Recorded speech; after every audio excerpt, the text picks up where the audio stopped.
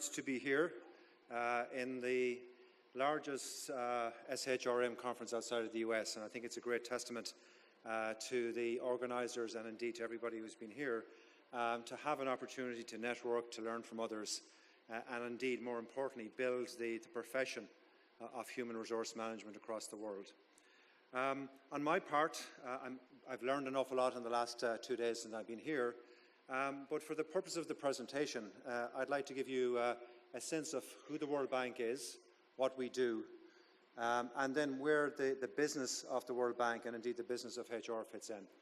But before I start, can I just take a show of hands of how many people are aware or know about what the World Bank does? Okay, so it's probably about 50%. So the World Bank Group is an organisation that was formed after the World War II, and an organisation that, in my view, was never more relevant today than it was in 1946. Of course, given the complexities of the development challenges that we have around the world, these challenges include many, many things in relation to pandemics, in relation to climate change, and in relation to poverty across the world. Next slide, please. More importantly, we at the World Bank Group, we feel enormous responsibility to bring innovation and indeed creative solutions to tackle the challenges facing our partner countries. Solutions that are both customised at the local level, but more importantly can leverage a lot of the global talent we have around the world. What you see in front of you is a banner that we have as you come into the doors of our building. We talk about, we dream about a world free of poverty. And in 2012, our president of the World Bank, Dr. Jim Kim, and the executive directors of the board, which represents 180 different ministers of finance and governors around the world, set two goals. Two goals: to eliminate extreme poverty and increase shared prosperity. And the reasons that we did that was to, stop dreaming and let's make poverty reduction a reality. So on the next slide, just give you a sense of what poverty reduction looks like. For those that are aware of the word of development, poverty in relation to extreme poverty is calculated by those who live below $1.90 per day. And what you see on the slide is that there has been huge strides over the last number of years to see how much poverty has been reduced. It has reduced from 1990s from 35% to just over 10.7% in 2014. But more importantly, what we've seen is the trend is downwards. And we've also seen that strong global growth, strong global trade, and the benefits of globalization has improved the welfare of the poor, especially by creating more and better jobs. Next slide, please. So, from our end, the good news is that there is a lot has been done. On this slide, you will see that over 1.1 million people have escaped poverty over the period. That said, there remains a lot more to be done, and we have close to 767 million people still in extreme poverty around the world. Half, or 51% of them, live in sub-Saharan Africa, and a third live in Asia. So, again, let me translate that into the local realities we face here in India, where progress in economic and indeed human development times has been nothing more than the most significant growth and achievement in living memory. Since 2005, 138 million people have been lifted out of extreme poverty, 85 million alone from 2010 to 2012. Life expectancy has more than doubled from 31 years in 1947 to 65 years in 2012. And importantly, as part of development, adult literacy has more than quadrupled from 18% in 1951 to 74% in 2011. But while India has made significant progress in reducing absolute poverty, it's still home to 270 million poor people around the world. So there's significant progress has been made, and there's more to do. Our second goal when we talk about extreme poverty is on shared prosperity. Next slide, please. And more importantly, when we look at this, we see that in the World Bank's Prosperity and Shared Poverty Report, we see that the income inequality between all people around the world has decreased significantly over the last number of years. And inequality within nations has been falling in many countries, both rich and poor. Some headlines we want to share with you. Incomes of the poorest grew in 60 out of the 83 countries. In 49 out of the 83 countries, the income of the poorest grew faster than the income of the rich. And 2/3 of the people who live in these countries where the income gap between the bottom 40% and the top 60% has significantly narrowed. So more importantly, global inequality over the last 25 years has been reduced. Next slide, please. But if you take the background of that, obviously very much based on a very positive global economy, both here in India and across the world. But of course, if you look at today's world, we have weaker global prospects about the achievement of poverty reduction, with a slowdown in international trade and globalization under threat in advanced economies, ending extreme poverty by 2030 to the same drivers that got us to where we are today will not be sufficient going forward to tomorrow. So there's more to do. We believe that however, we can achieve these goals to ending extreme poverty by 2030 and boosting shared prosperity in 3 key ways. Firstly, in accelerating sustainable and inclusive economic growth.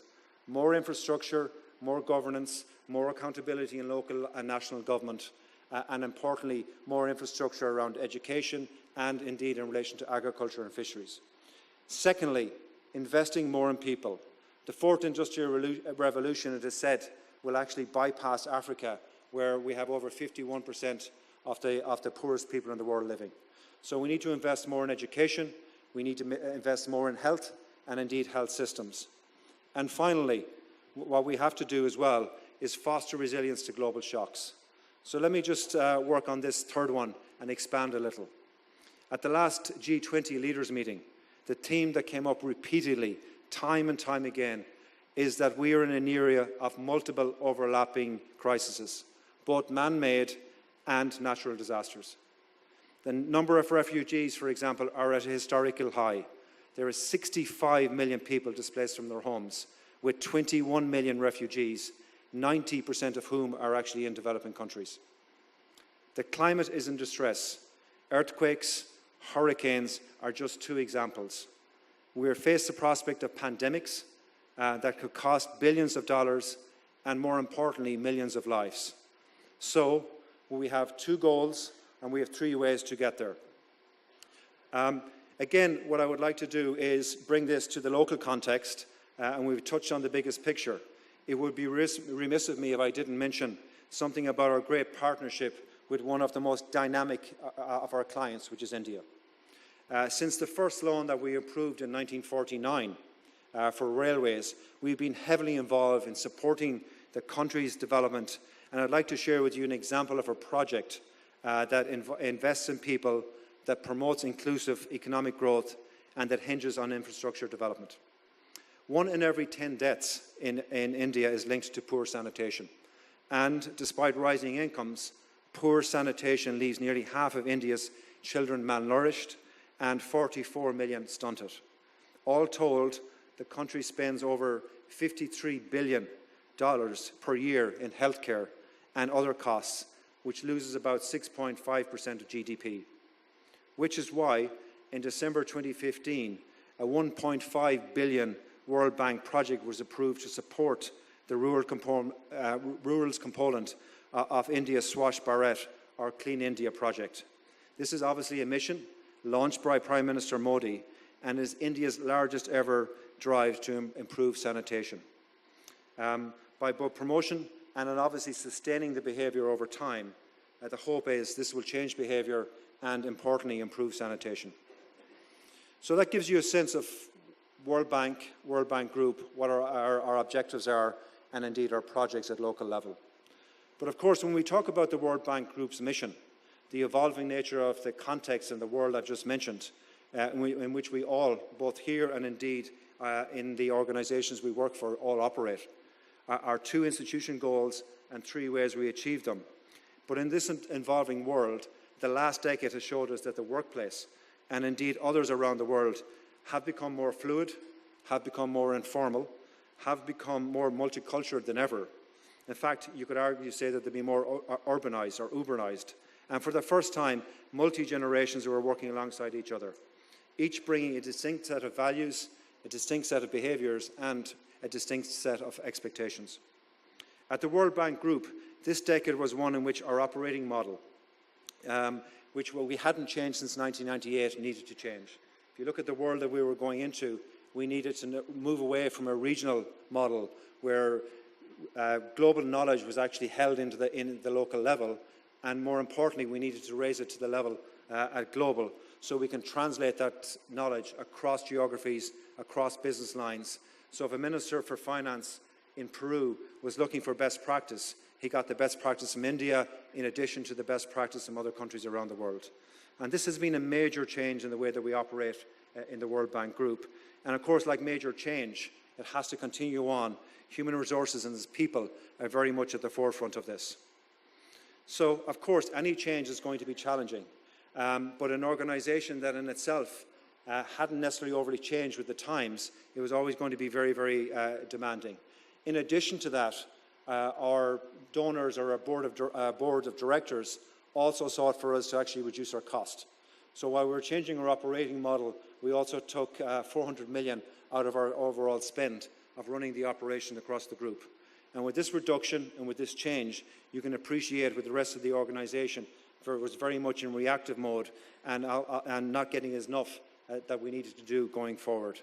We needed a HR function that was more credible at building the workplace of tomorrow, but to meet the enhanced realities of driving dynamic change within.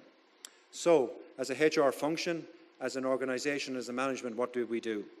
Well, aside from the things that many of you have done time and time again in the organisations in this room, we overhauled our systems, we automated new processes in order to free up HR teams to focus on what actually was impacting business results. We reorganised our EVP to balance the business needs with that of the staff. And we started a change that I actually believe will sustain our business over the medium to long term going forward. But more importantly, one particular example of this change is in our workforce planning. As we know, and I discussed it earlier on, the digital disruption is the new order of the day, and an increasing global economy places a huge premium on being able to reason, to learn, to communicate, to connect, and indeed, more importantly, to collaborate across. The cost of the bank of not having these skills to help countries to deal and succeed in this new work is obviously simply unacceptable. Because for those who are less well off, we must have the knowledge and we must have the talent to assist client countries and their citizens. You can forge a great career as a welder or indeed as an expert in printing books, but if the welder is no longer efficient and it's done by machines and everyone is reading books online, the options going forward are going to be limited. So if it's climate smart agriculture, if it's scaling solar or creating pandemic insurance premiums or instruments, the World Bank Group can now project, plan, and indeed execute to recruit the most diverse talent anywhere around the world to deliver on its mission. And once again, this took a major cultural shift in the organisation. And more importantly, it's a shift that both HR led and indeed drove across the group, acting as a builder of a new workforce, a new architecture to ensure that we empowered and indeed deployed the right resources at the right time across the group. But having the right skills in any organisation is only half the challenge. There's a quantum difference between a job today and indeed the expectations of the profession tomorrow. And of course, many of these roles can no longer be static roles. They need to have a dynamic in place and they need to be challenged both intellectually and indeed in relation to rewarding work, which benefits both the organisation and the individual. So no matter what role people enter, be it a driver who was in the organisation for 20 years, who's still called a driver, what we need to make sure is that job developed and more importantly, it was a single role in relation to how we actually did our missions in country offices. So what everyone needed was a roadmap. So 2 years ago, we launched a major career framework for all of our staff across our front lines of operations, where the need we felt was most acute. It was an incredibly heavy lift for the organisation that, like so many, have a legacy of mobility based on tenure rather than skill. On the next slide, I'll just give you a sense of some of the activities that we have as part of the change programme. In 2013, we hadn't done an employee engagement survey for over almost 6 years.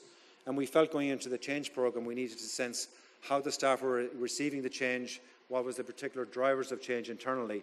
And as you can see there, in the typical change curve, you have your U-shape, where people were very much wondering where we were. We took a dip with the big changes, taking costs out of the system.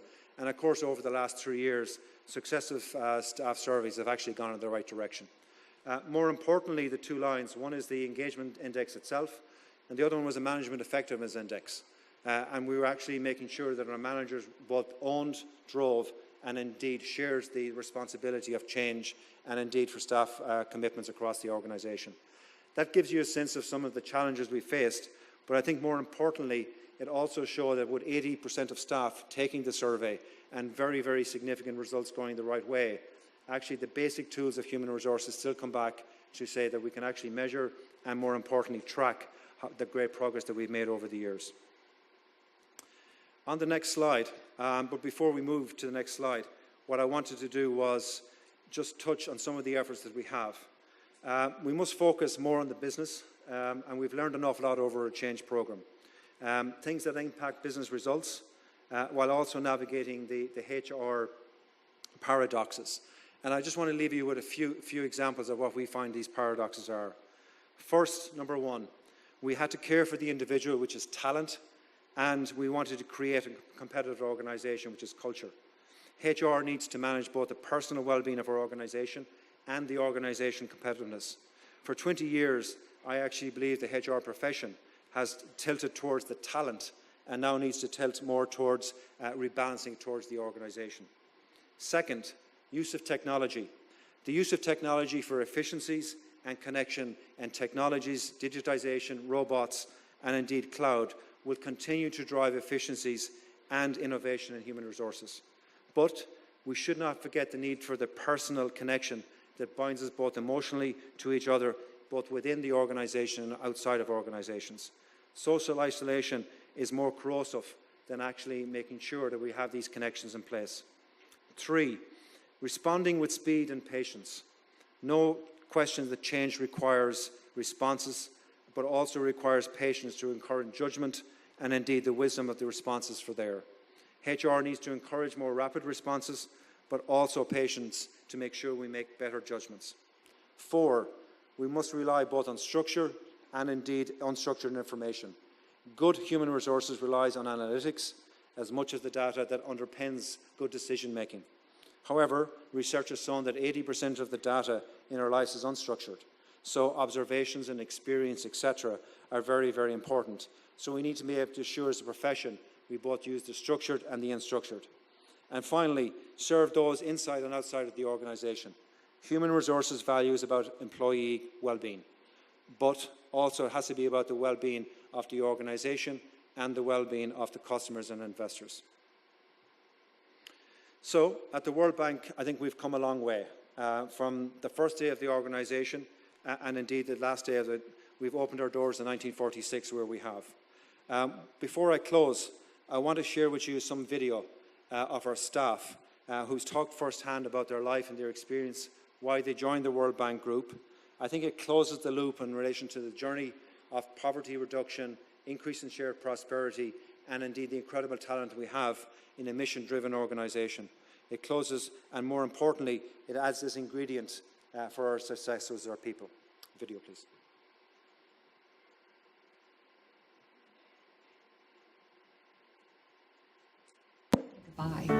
When we left Bosnia, each of us had one bag with them.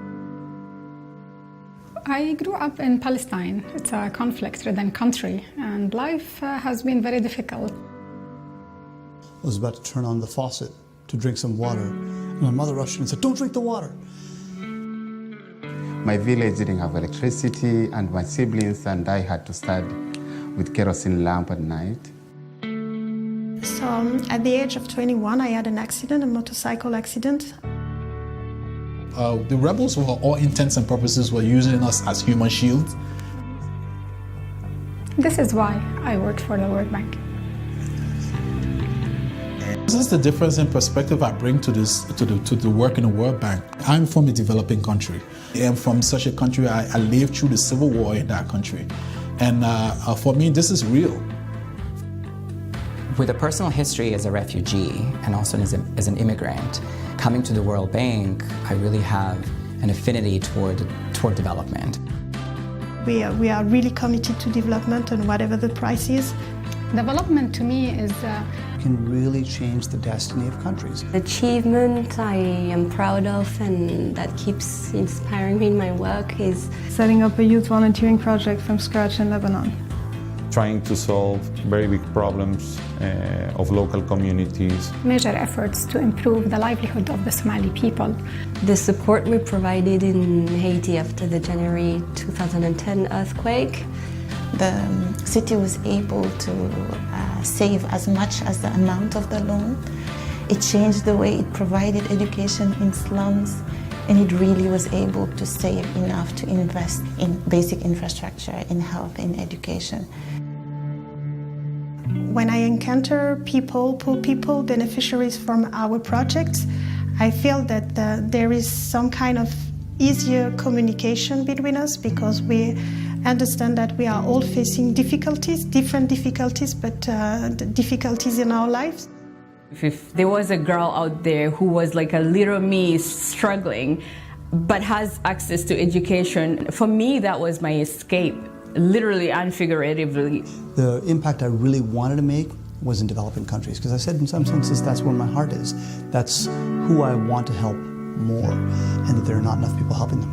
To me, it's a meeting of heart and mind. Every time I go to the field and I talk to people, beneficiaries or project participants, I get a very big sense of humbleness and also a lot of emotion around what's coming in the future. Because that kid slumming out in some refugee camp without any clothes, barely able to feed, that kid could be somebody greater tomorrow. It's the reality of me. I mean, I'm not talking about a story. I have lived that existence. That's why I work for the World Je Bank. travaille pour la Banque mondiale. Trabajo en el Banco Mundial. That's why I work for the World Bank. مشان هيك بشتغل بالبنك الدولي. I work for the World Bank. Nkolera World Bank. And that's why I work for the World Bank. Non-World Bank Group ka Bank. That's why I work for the World Bank. That's why I work for the World Bank Group. So before I close,